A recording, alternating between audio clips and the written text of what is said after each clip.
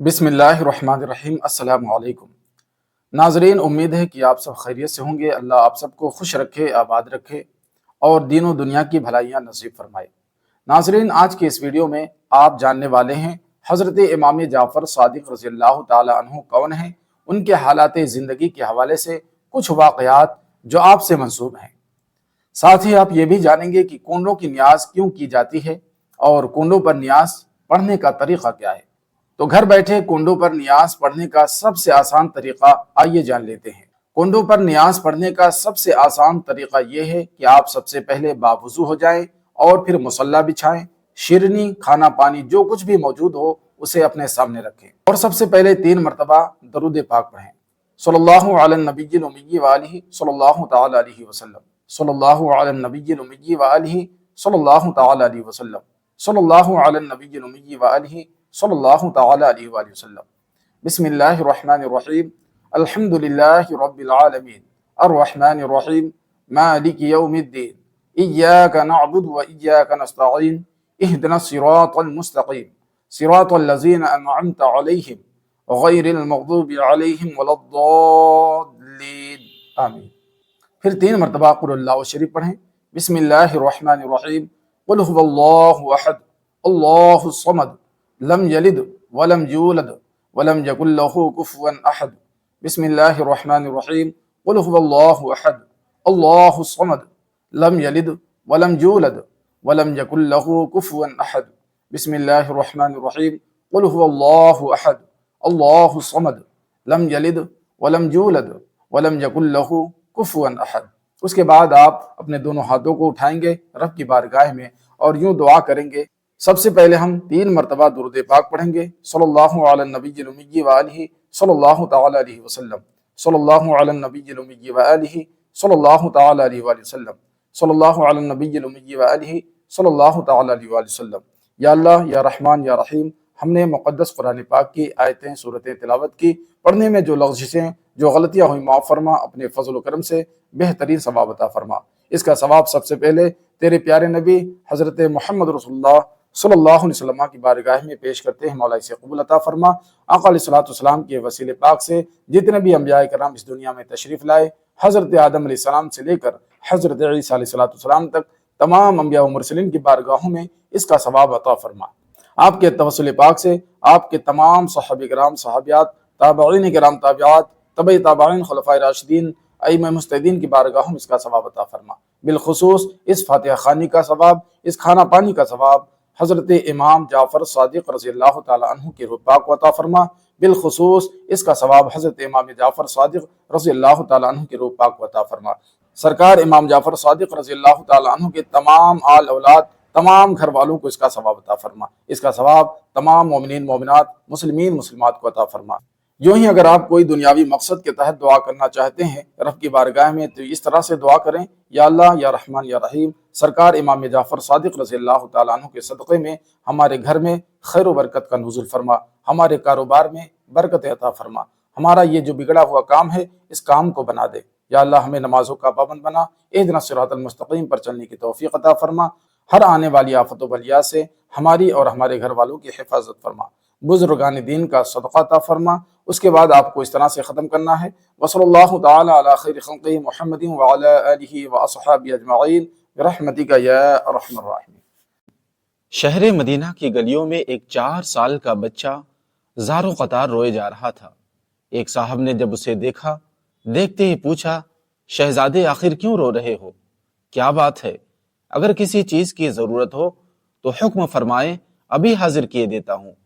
یہ سن کر شہزادے نے کہا: عالی جاہ، اللہ پاک کے غضب اور عذاب جہنم کے خوف سے میرا دل بیٹھا جا رہا ہے۔ مگر ان صاحب نے شفقت سے اس بچے سے کہا: شہزادے، آپ بہت کم سن ہیں، بہت چھوٹے ہیں، ابھی سے اتنا خوف؟ آپ اطمینان رکھیں، بچوں کو عذاب نہیں دیا جائے گا۔ یہ سن کر بچے کا خوف اور زیادہ بڑھ جاتا ہے اور یوں روتے ہوئے بولا: چاچا جان، میں نے دیکھا ہے کہ بڑی بڑی لکڑیاں سلگانے کے لیے ان کے گرد چھوٹی چھوٹی لکڑیوں کو جمع کیا جاتا ہے، اس کے بعد پھر بڑی لکڑیوں کو آگ لگایا جاتا ہے، جس سے چھوٹی لکڑیاں پکڑنے کے بعد بڑی لکڑیوں میں بھی आग लग जाती है और वो जल करके खाकस्तर हो जाते हैं। चचा, मैं इसलिए डरता हूं कि कल कयामत के दिन अबू जहल और अबू लहब जैसे बड़े बड़े काफिरों को जहन्नम में जलाने के लिए छोटी लकड़ियों की जगह कहीं मुझे आग में ना डाल दिया जाए। नाजरीन, ये बच्चा कोई और नहीं बल्कि आले रसूल बाग़े तैयबा के फूल हजरत इमाम जाफर सादिक रज़ी अल्लाह ताला अन्हु थे। तो प्यारे दोस्तों, आज के इस वीडियो में आप हजरत इमाम जाफर सादिक रज़ी अल्लाह ताला अन्हु की हालात ज़िंदगी और उनकी करामतों के बारे में और साथ ही कोंडों के न्यास के बारे में जानने वाले हैं, इसलिए इसे पूरा जरूर देखें। हजरत इमाम जाफर सादिक रज़ी अल्लाह ताला अन्हु की विलादत यानी कि पैदाइश 17 रबीउल अव्वल सन 80 हिजरी पीर के दिन मदीना मुनव्वरा में हुई। आपकी कुन्नियत अबू अब्दुल्ला और लक़ब सादिक है। आप शहजादे इमाम हुसैन इमाम ज़ैनुल आबिदीन के पोते और इमाम बाक़िर के शहजादे हैं। आपकी वालदा का नाम हजरत उम्मे फरवा बिनते कासिम बिन मोहम्मद बिन अबू बकर सिद्दीक है रहमतुल्लाह अलैहिम अजमाइन। यानी वालिद की जानिब से आप हुसैनी सैयद और वालदा की जानिब से सिद्दीकी हैं।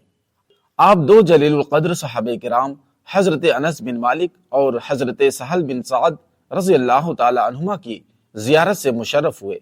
आप इल्म अमल और इबादत और रियाजत के जामे थे। आपसे फैज़याब होने वालों में हजरत इमाम मूसा काजिम, हजरत इमाम आज़म अबू हनीफा, हजरत इमाम मालिक, हजरत सुफियान सौरी और हजरत सुफियान बिन उयैना रहमतुल्लाह ताला अलैह सरफहरिस्त है। 68 बरस की उम्र में 15 रजबुल मुरज्जब या 22 रजबुल मुरज्जब सन 148 हिजरी को किसी बदबख्त ने आपको जहर देकर शहीद कर दिया, जो आपकी शहादत का सबब बना। आपका मज़ार जन्नतुल बक़ी में अपने वालिद मुहतरम हजरत इमाम मोहम्मद बाक़िर रज़ी अल्लाह ताला अन्हु के मज़ार के साथ है। नाजरीन, रजबुल मुरज्जब की 15 या 22 तारीख को आशिक़ाने सहाबा व अहले बैत आप रहमतुल्लाह अलैह के इसाले सवाब के लिए खीर पूरियों की नियाज का एहतमाम करते हैं, जो बहुत ही बरकत वाली नियाज कहलाती है, जिसे उर्फ़ आम में कोंडों की नियाज से जाना जाता है। याद रखिए, किसी भी नेक अमल का इसाले सवाब यानी कि सवाब पहुंचाना कुरान और हदीस से साबित है। इसाले सवाब दुआ के जरिए भी किया जा सकता है और खाना वगैरह पकाकर उस पर फातिहा दिलाकर भी हो सकता है। साथ ही खाने पर फातिहा दिलाकर इसाले सवाब करने के लिए किसी मखसूस किस्म के खाने का एहतमाम करना जरूरी नहीं है। ऐसे ही इमाम जाफर सादिक रहमतुल्लाह अलैह की नियाज के मौके पर भी जरूरी नहीं कि खीर पूरी ही बनाई जाए और ना ही ये लाजमी है कि कोंडों में ही आप खिलाएं, बल्कि हस्ब इस्तिताअत किसी भी खाने की चीज पर फातिहा दिलाकर किसी भी बर्तन में खिला सकते हैं और इसे घर से बाहर भी ले जा सकते हैं। नाजरीन, इमाम जाफर सादिक रज़ी अल्लाह ताला अन्हु के नाम से एक अजीब दास्तान बताई जाती है। दास्तान कुछ इस तरह से है कि मदीना मुनव्वरा में एक गरीब लकड़हारा रहा करता था, जो हालात से तंग आकर रोजी कमाने की गरज से कहीं बाहर चला गया और फिर वो लापता हो जाता है। उसकी बीवी रात दिन अपने खाविंद की जुदाई और माश की फिक्र में उदासो परेशान रहने लगी। मजबूरन उसने एक वजीर के घर जारोब कशी की मुलाजमत कर ली, यानी झाड़ू लगाने की पेशा कर लिया।